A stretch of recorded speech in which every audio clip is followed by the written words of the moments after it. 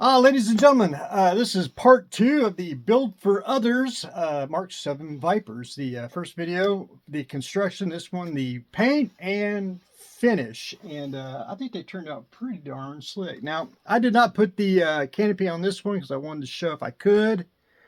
The very 72nd scale tiny pilot and the very small cockpit, which is painted basically one dark gray with lots of washes, a little bit of dry brushing in, and the pilot itself is basically a Russian green. And Mark 7 pilots have silver helmets, which is kind of hard to see. Again, lots of washes, a little dry brushing, and that's it for the figure itself. The Viper, if you can hopefully see the shading. Well, first let me go base color. And overall base color, and this is always up for debate, but this is what I use for all Mark 7s here.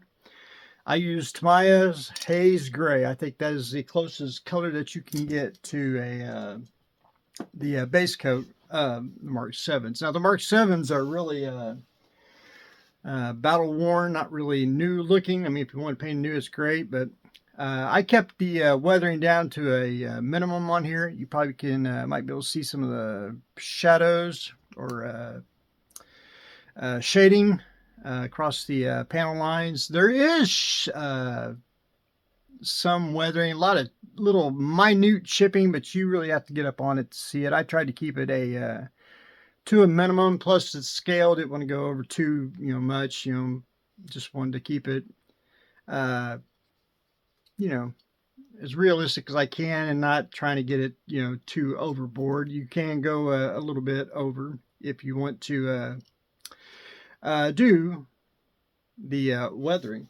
So for the second one, I went ahead and got the glass on. This is just pressure fit. It fits fine. Don't really need glue. If you need a little touch of glue, I recommend, I know testers ain't around anymore, but a clear white glue, just you don't need much. Put it on and it'll hold for a very long time.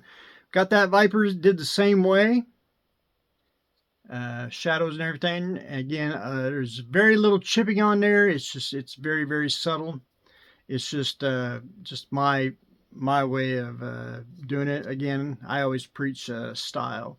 It does come with the stand. I forgot to mention that. And I'm going to be honest here, I already snapped one of the stands, so I put an extra little brace on here. I went ahead and painted them black.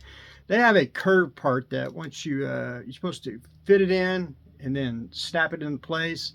And I'll tell you, their kits are very tight when it comes to the, I was test fitting it, that's why I broke the stand. So what I did, and to make this easier, I whacked the little part off there, and then I took Mr. Knife on both ends on both ships, and I wallered out the hole just a little bit, so these should fit in. They'll be a little snug, but they won't be like trying to fight it in. But once you get it on, they are perfect on the stand. So I got to get one more canopy on here, and then I will have this out to you shortly. Decals. One thing I know a lot of people ask me on decals, I call it the Vallejo method. And basically you need you need a gloss, decal fix, and a decal softener. When you put down decals, you need a very glossy surface. Eliminates the silvering of a decal. Put that on. If you need the decal to snuggle in, like basically glue, you want to glue it down, make sure it really adheres. You need the decal or decal fix.